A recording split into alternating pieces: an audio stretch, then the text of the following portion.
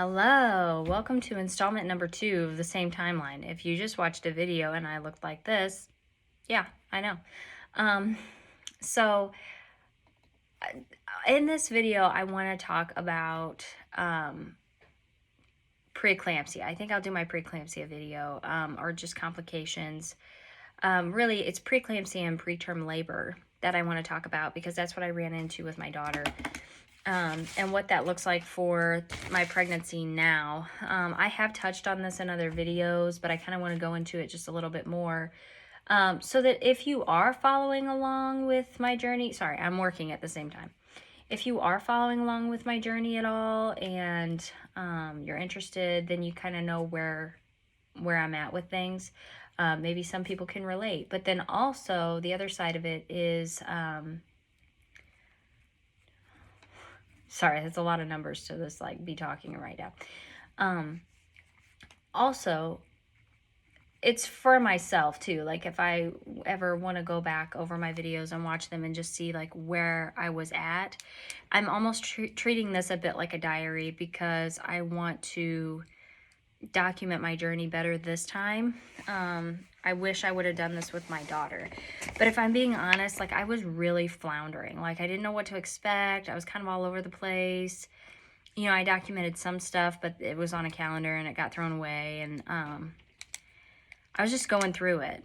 You know, I don't know. And like this pregnancy, I want to be a lot more in tune and attached. And then for my own personal benefit, be able to relive this and, you know, stuff like that. So...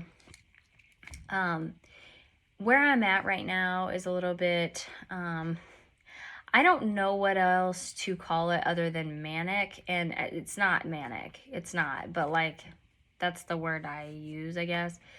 And it was funny because in one of Trisha Paytas's, like, she did a live and they did like a old wives tale gender reveal, and in that, like, there was all these different things, and one of them, it was if you're chill or if you're not chill. And I thought that that was really interesting. And so I'm like feeling like I'm not chill. I'm feeling like I'm not chill. I do already know the gender, so, you know, I do know it, but so I didn't really have to do that along with her or anything. But at the same, yeah, it was just interesting to hear. And it's funny because some of mine goes along with what the gender is and some of mine does not. So, but anyway, I have no chill. I do, but I don't. And so I'm saying that because, like, so for instance, with my pregnancy with my daughter, I actually had a fairly easy pregnancy. I had things, I had symptoms, I had struggles for sure. But it could have been a lot worse. And that's what I was saying the whole time. And my pregnancy now could be a lot worse. And so I'm grateful that it's not worse, if that makes sense. This pregnancy is, so far, like, symptom-wise, is worse than my first one. And I could do without that. I mean, I'm ready to move on. I've mentioned the sickness multiple times now, and it's just, it's rough. Over the weekend, I actually had the first migraine I've ever had in my life. It was 2 days. The first day was far worse than the second day. But I have to be honest and say that is also not for me. Not that it's for anyone, but yeah, that was very rough too. So, and I did notify my doctor because I know headaches, you know, are a sign of preeclampsia, and my doctor's just like watching things carefully and whatever. And the nurse that wrote me back was definitely not alarmed by the headaches at all, because I've had a headache every day of this pregnancy. Yeah, she was not alarmed by it at all, but I just wanted it like documented on my chart because with my first pregnancy, like I said, the beginning and even the second trimester, like, it was really not that big a deal. I did start experiencing some swelling in my feet and ankles in the second trimester, and I'm trying to remember if it went into my legs in my second trimester or not. And whenever I say swelling, I mean it was like not your typical like pregnancy swelling, I don't feel like. And all, like, when it started for like a long time, I could get a handle on it. And like, for instance, like, we don't have a pool right now. Our little kiddie pool that we had went kaput on us. And so, like, I want to make sure that we get another kiddie pool because me and my husband, which is going to be a lot easier said than done now with a toddler, but me and my husband spent literally every single day out in the kiddie pool. Every single day out in the kiddie pool, just to get swelling down. It also helped take gravity off of me, but just get swelling down. And it worked for a while, and then eventually soaking my legs in a bathtub, sitting in a kiddie pool, like any of those different things, like it no longer worked. I got to a point towards the end of my pregnancy where I was literally at night, I was practically immobile, especially at nighttime. And I would have to sit in a recliner with my legs up, which I did. I sat every night with my legs up for like a while when it started getting worse. I really probably should have been put on bed rest, if we're being honest. But I wasn't. And my husband would ice my legs. I would sit in a recliner with ice all down my legs all evening watching TV, and then, which that's not going to work this time because I have a toddler. And then I use essential oils, and there would be an oil that he would like rub on my legs before I would go to bed. And that was literally the only thing that started like kind of helping, but it obviously, like, it wasn't helping nearly as much. The frustrating part, and I mentioned that I'm going to be like talking about and documenting, like comparing, contrasting, doctors, hospitals.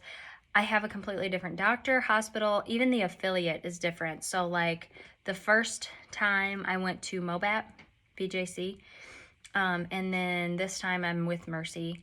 And so they just do things like differently from each other. And I don't mean like in a good way or bad way. They just do things differently, which is fine. So, but my doctor the first time, very good person, I'm sure, very good person, and came very, very high, very, very highly recommended, excuse me.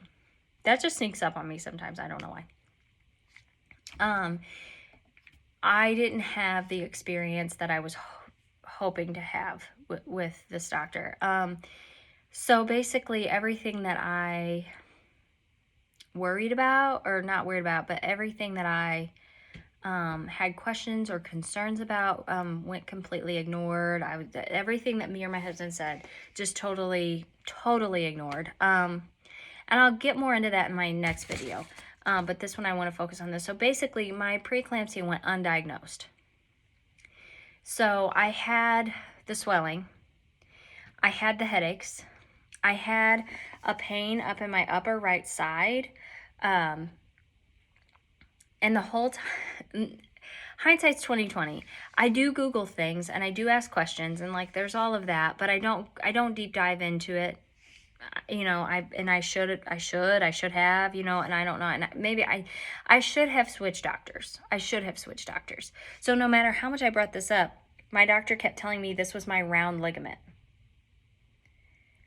If you don't know, this is definitely not your round ligament.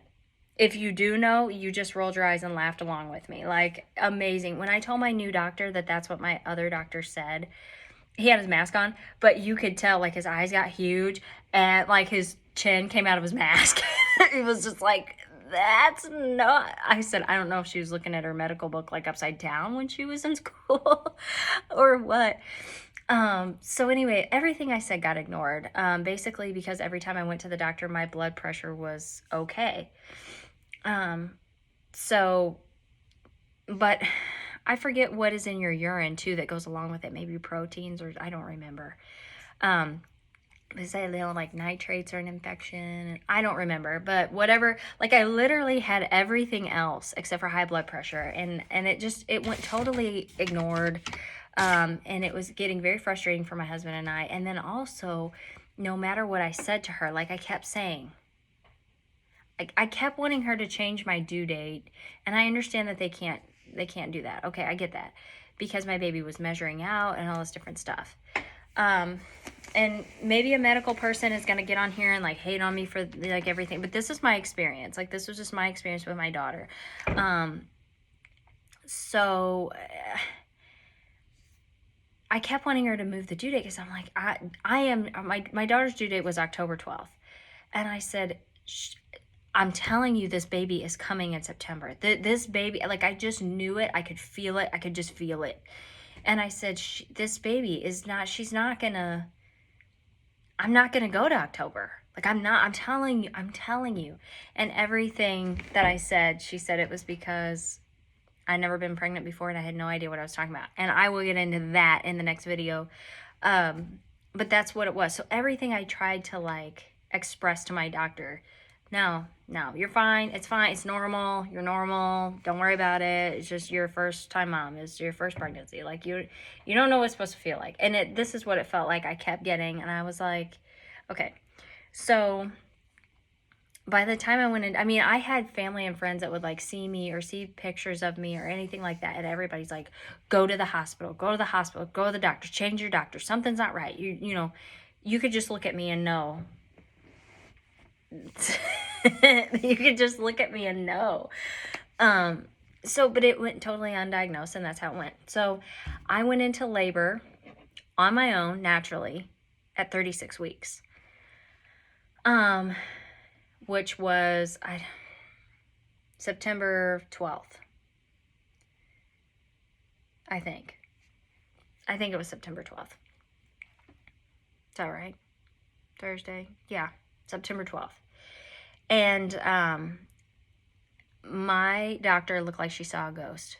She looked like you could knock her over with a feather because everything I was saying, and then by the time I get in there, my blood pressure was crazy. I clearly had preeclampsia, and it was like terrible. And then she told me she was not going to stop my labor, and then she did stop my labor, and then I stayed the night in the hospital, and I had like a leg machine on, blood pressure machines going off like crazy. Like it was very crazy experience. So needless to say, whenever I started labor on my own again the next morning, my water broke. And then they had to put me on Pitocin, which I'm like, oh my gosh, just pray all the time that I don't have to have Pitocin again, because that was terrible. I always say I had 3 different labors.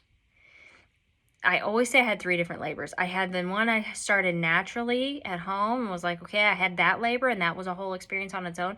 And then I had the next one whenever my water broke, and that was kind of a natural experience too, but it was different than the one the day before. And then I had the labor after they put me on Pitocin. So I always say, like, I had 3 different labors. Like, it was just the craziest thing. And I think a lot of women experience that, and I'm not trying to make myself unique there. But once the ball got rolling with that, and like I said, that blood pressure machine was just going off. And there's no date on this. That's kind of rude. Come on, guys. What are you doing?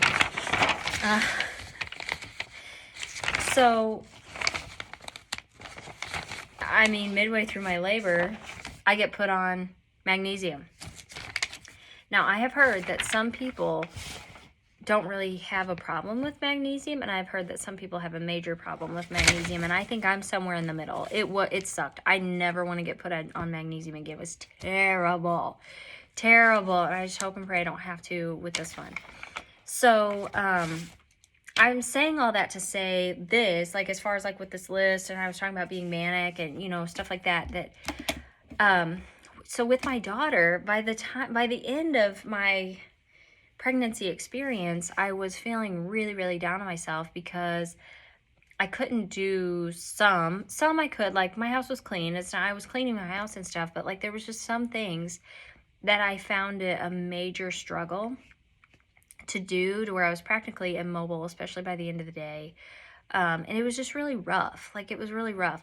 And earlier on in my pregnancy, and I felt like things were going good and stuff, you know. And they were, like, you know. But everything I read online was like, save some stuff for yourself. Do yourself a favor and save some stuff for yourself to do during your nesting period. Because if you don't, you're going to go crazy, because that nesting period is legit and you're going to want stuff to do. So, like, there was a lot of things in my daughter's room that I did not do because I was like, it was like just the end of whatever. Oh, I need to find homes for this stuff, and I just don't like feel like it anymore. And like when I'm nesting, I'll want to do that. So like, I'll just save that kind of stuff for me. Well, the nesting period never hit. It never hit me. I don't know if it had to do with the preeclampsia. I don't know if it had to do with the preterm labor. Like, I just didn't make it to that point, you know? I never nested. And I definitely feel like that was robbed from me a little bit, and that sucks.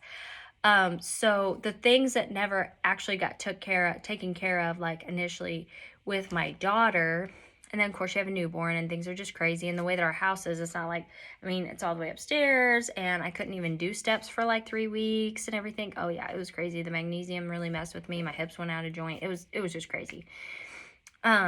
So, you know, there's all that. And so and we've had some like medical things come up in my family that I've like been there for my family and stuff like that. So like I keep my house clean, I do all of that, but some things in my house have gotten neglected over like the last year and a half, and I've been catching up with all those things. But now like my daughter's room needs some serious attention, and that is where all of the baby stuff is going to be stored as well. So that's why I'm like, I have to have all of that done by the end of my second trimester. I want my bags packed, fully ready to go, literally ready to go. Not, oh, last minute I'll throw this and this in. Like, no. I want everything fully packed up, ready to go by 32 weeks. Like, I'm not messing around this time. I'm being very, very serious, because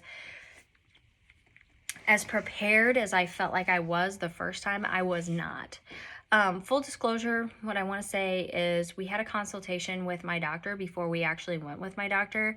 We got a lot of funny looks, a lot of eye rolls about that, but you know, after I explained what happened with my first doctor to this doctor, he understood, and he's wonderful and very caring. That could change at any time, and I realize that, and I'm fully prepared to switch doctors this time, where last time I felt like I couldn't. I'm fully prepared if I need to, but right now I have full faith in this doctor.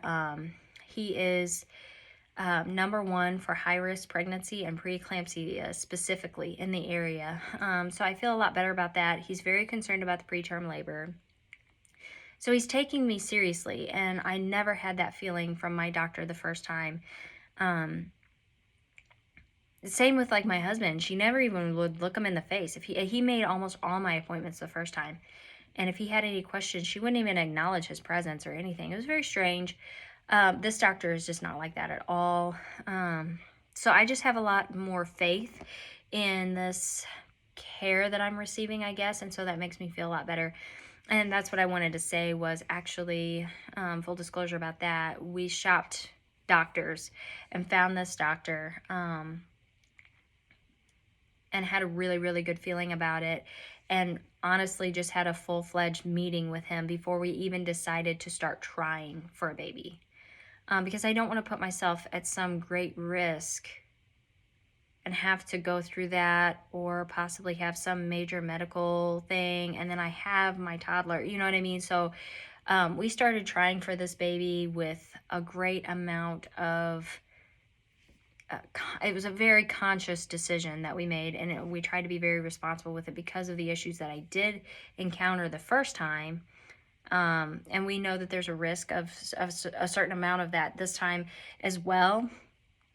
But I also feel like we're going to be more proactive, which makes me feel a lot better, because I almost feel like if my doctor the first time would have taken me a little more seriously, we could have put some of these things in place that my doctor's doing this time, and maybe prevented some of that. I don't know. We'll find out after this one. I can look back on these videos and just roll my eyes at myself, thinking you're so foolish. You know, like, I don't know, because right now we're going to see how this pregnancy goes and how this labor and delivery goes, and then decide if we want to go for a third child or not. So, you know, I could feel that I'm a very foolish person later, but that's just where we're at with it right now. I hope and pray that this doctor continues to impress me and my husband, and give me confidence and just like a safety net, a security net of feeling like I'm being cared for and looked after. And you know, that's what I hope for. So that's kind of where I'm at with things. And when I talk about timelines, and because my husband's schedule is crazy. Oh my gosh, this year is going to be terrible with his job and being gone, and it's just going to be, it's going to be crazy. So that's where I'm at with things for right now. I'm going to go ahead and do another video. I'm going to go into talking about secondary pregnancy stuff.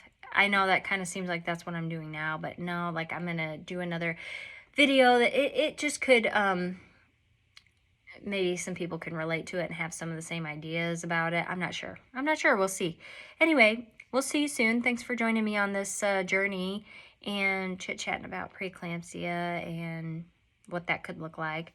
If you are following my journey and you had any of these experiences or anything remotely the same, go ahead and leave a comment. I love to hear different people's experiences. Of course, I love to hear all good experiences, but I'm afraid that unfortunately there's a lot of us out there that have been mishandled. And I think it's really unfortunate, and it could really be scary and traumatic and scary to think about having another baby. I do think that that's where a little of like this mania, like the manic whatever, is coming from, just because I'm preparing to be surprised this time, which last time I was to a degree, but I just assumed I was going to have everything just going to be like normal. You go in, you pop a baby out, you're there for 24 hours, you come home. We were in the hospital for 5 days, you know, and so things happen, and I want to prepare for that this time. So if you have any comments or any good vibes or words of encouragement, I'd love to hear them. I'm going to hop off here, and we'll catch you on the next video. Bye.